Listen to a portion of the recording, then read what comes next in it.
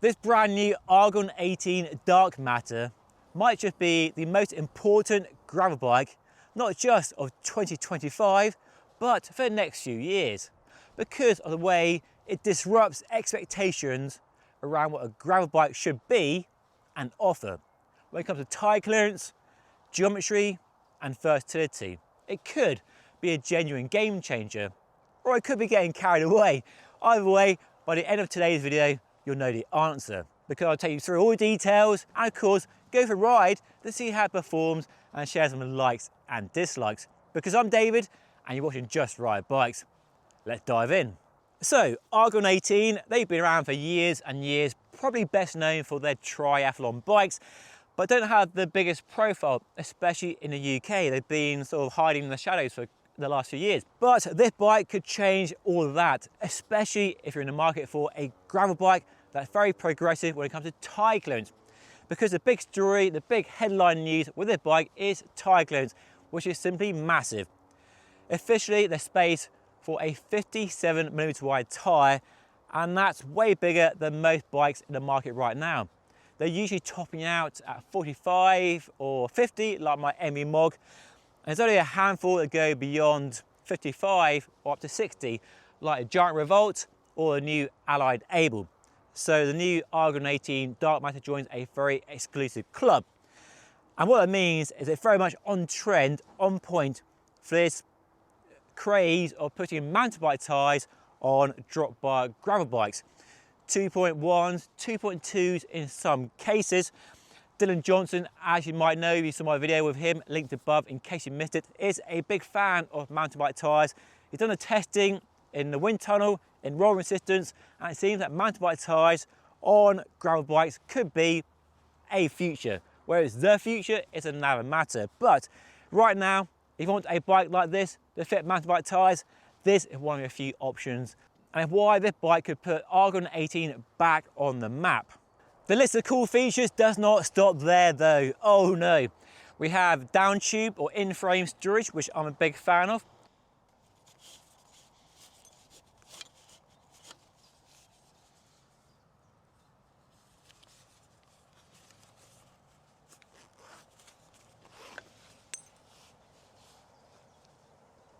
And then we have mounts for extra bottles, bags, you fit fenders or mud guards, so a very versatile bike for commuting, bike packing, touring and all that jazz.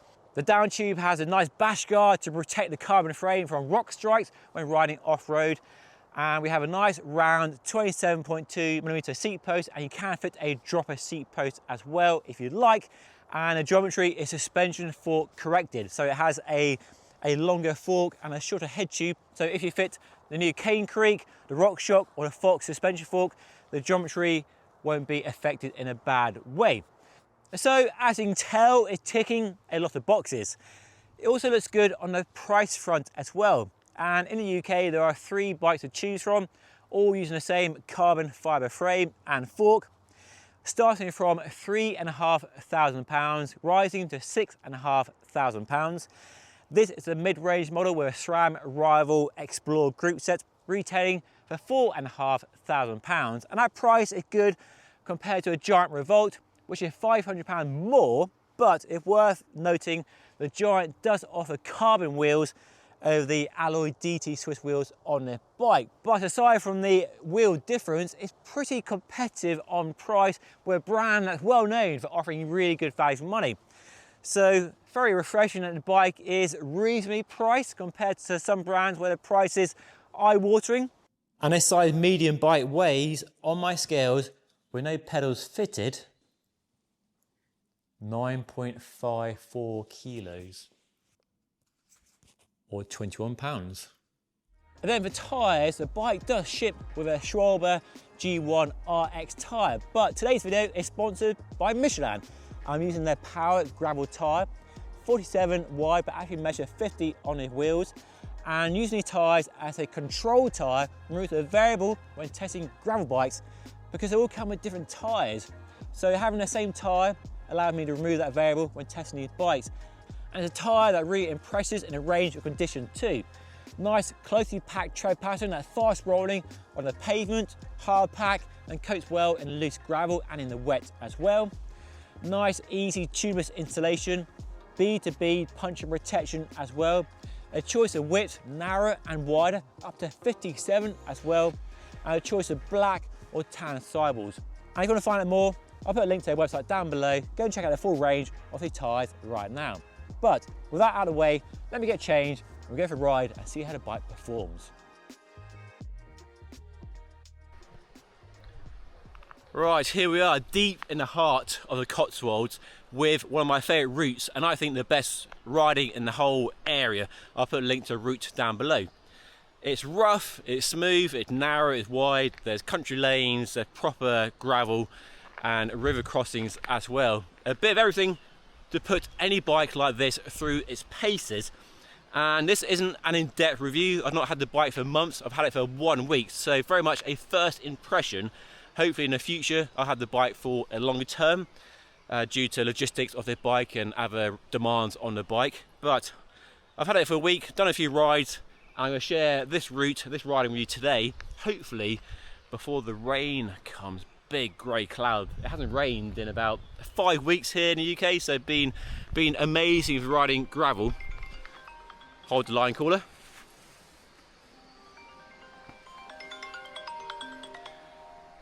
That's really bad timing, isn't it? Anyway, let's ride and put the dark matter through its paces. I've gone for a handlebar bag, my rain jacket and some food, testing the new Wahoo Element Roam version 3. Got the power meter pedals, and that's about it really. And of course the Michelin Power gravel tyres, ideal for the conditions right now. So let's ride.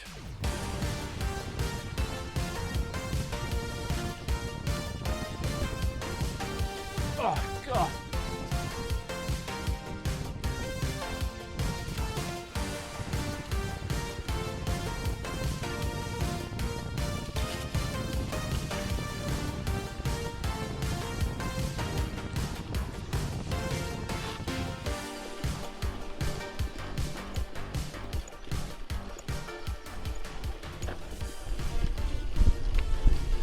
Lovely bit of single track here, just a little bit overgrown.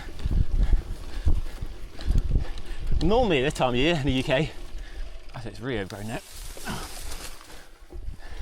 The nettles and the brambles become an issue, but as we had no rain, they've not had a chance to become a menace as they normally are. Just been dry. And conditions have been absolutely amazing. Been a long time since we've had such a big window of perfect riding conditions. Good for mountain biking as well and road riding, but I love gravel bikes. Like combination of road and off-road, one bike. This is about as far away from unbound gravel as it gets, right? I love it. More of this, please. And first impressions are good. I like it. It's a cool bike. It's coping, handling everything so far really well. I do like the fit and the geometry. It's slightly more relaxed, but not super upright. That longer reach, shorter stem combo, which we've seen on other bikes like the Villiers Adler, the Merida Silex, and the Harley Taos more recently. And the slacker head angle just gives you more confidence when riding down bumpy, rocky tracks, and just makes it a really sure-footed, planted bike.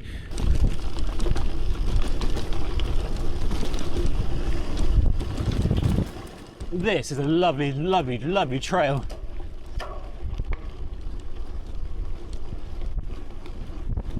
That bike, so fast. Just dampen the pedals, and speed just rockets up into the drops. This rough section. Handle tree breeze really well. My call there, mind the bush. Oh. Mashed the gears a bit there, didn't I? Oh. It's handling this up and down, swoopy left and right roller coaster section. Well, just take a moment to appreciate the landscape here. And this is why I love gravel. Out in the countryside, no angry motorists, just me, the trail, the birds, the farmers, mixing off-road with road, all in one bike that can do everything really well. The trails here you could ride on a mountain bike, but I know the mountain bike would be more a slog on a road. So for that longer distance, high speed attitude of a gravel bike, yeah, that's why I like them a lot. And the sun is still out. It's a nice day, cloudy, but it's still warm. So I do like this Argon 18. It's a good riding gravel bike. Definitely suits that longer distance, rough riding gravel really well. Definitely race bike capable as well. But if you're a proper aero roadie racer coming to gravel, you might find the front a bit higher than a racier gravel bike. But I think for most people, it'll be just fine. It's for riding for fun, for freedom, doing bike packing, doing some ultra adventures where you might experience a wide range of trails, and having a slightly higher, more relaxed position will give you more comfort for long hours in the saddle and just allow you to cope with the unexpected. And the comfort is good too for long riding. I've only done a few hours today, so not a massive test, but I can tell the comfort of the bike is very good. And it's definitely in the middle of the spectrum in terms of stiffness versus compliance. Hello. Hello. You all right? Hi. Hello. Hi guys. Hi. Have a good day. Oh, hello. I never rode the previous Dark Matter from Argon 18, so I can't talk about how that bike compares to the new one with the changes and everything, but I can talk about how it compares to other bikes in this category that I've ridden and reviewed here on Just Ride Bikes in the last 12 months, 2 years. So let's head back to the studio and talk about those and wrap things up a little bit just as the rain starts to fall. Bit blue sky over there, dark grey clouds over there, so I timed it just right. So yeah, let's head back to the studio. So first impressions on the new Dark Matter are very good, but just to reiterate, to be clear, I've had 1 week with the bike, so not a in-depth review. That will hopefully happen in the future, but I've had a good few rides on the bike, and the first ride on a bike, the first impression is always very telling of how a bike rides compared to other bikes I've been riding. The way the bike rides and handles come through very loud and clear, and the more you ride a bike, the more you get used to it and your body adapts to the shape of the bike, and those strong sensations become less kind of strong over time. So first rides are very powerful in that way, just to be clear with you all here. So as I wrap things up in today's video, I thought going into geometry details and a bit more with other bikes in comparison would be interesting to talk about some other aspects of the way the bike handles. And on my favorite website, Geometry Geeks, I put a link to it down below, I pulled up a handful of bikes. So I have a giant Revolt Advanced, which I've ridden loads in the past, an MB Mog, and a Specialized S-Works Crux, 2 bikes which I own, and the Party Taos, which I rode recently, and then the brand new Allied Able, which I've ridden around a car park, a grassy field, but hopefully we'll get a chance to ride a bike very soon. So comparable bikes in some ways. First off, let's look at the reach and stack. The reach on this bike is longer than all the other bikes, quite a bit longer as well, and the stack is generally high as well because we have that longer fork designed as it is to accept a suspension fork with no adjustment to the geometry. But a really interesting difference is the wheelbase and the chainstay length, the length of the bike essentially, which is longer than all the other bikes in this quick comparison. And that really is the inherent downside to designing a bike to have such big tire clearance. There's no way around it, you have to stretch out the chainstays and therefore the wheelbase to give space for big tires. There's no way to have really short chainstays and a really short wheelbase, that snappy, responsive handling you want, but still have space for big tires. So the wheelbase and the chainstay are much longer. So the downside is the bike isn't as snappy, as agile as a shorter bike with smaller tyre clearance, like my Specialized Crux perhaps. But on the plus side, the bike, as a result of the longer chainstays and wheelbase, is calmer when riding at high speed and down rough, rocky trails. It's more sure-footed, more stable, just easier to handle in those situations because it's longer, there's more bike between you, the wheels are further apart from each other, in front and behind you, so the bike is easier in those situations. So a compromise, yes, but whether it's a bad compromise depends on what you want from your bike. If you want a big tired bike, that is the one you have to accept. But like I say, it's not always a downside, it's a positive as well. So if you're looking for a bike with big tyres and you're happy with the concessions in the geometry, then the Dark Matter does ride extremely well. I've been really impressed with how the bike rides. It's fast, it goes down rough descents very well, comfort is pretty good as well, and I like all the details on it. I like the down tube storage, that bash guard on the down tube there. You can fit the front mech if you want, but you do minimise tyre clearance, and really one bike I think is better. I know it's better off-road for gravel riding. Lots of mounts of bike packing and fit fenders and mud guards as well. So yes, I think Argon 18 have done a really good job with the Dark Matter. They've clearly looked at all the bikes on the market and taken all the best bits and combined them into one very cohesive, high-performing gravel bike. And as a bike, if you ask me to design a bike right now, it's probably how it would look in terms of the details and the measurements. And there aren't many bikes as progressive as this one right now. The Giant Revolt goes up to 53, so this one still has a benefit there. Envy Mog, 50mm tyre clearance, Specialized Crux, 47. The new Allied Able is also 57, but I haven't tried that bike yet. Hopefully get my chance to ride that bike, but it is more expensive than the bike we have here. And while this isn't the best value compared to that Giant I showed you earlier with carbon wheels, it's pretty good, and it could easily be more expensive, but it's not, thankfully. So yeah, and I think it looks smart. Doesn't probably have the brand kudos if that's an element you look for when buying a bike. It may be, because we're all swayed by stuff we can't put our fingers on in terms of marketing and brand appeal and desirability and all that sort of stuff.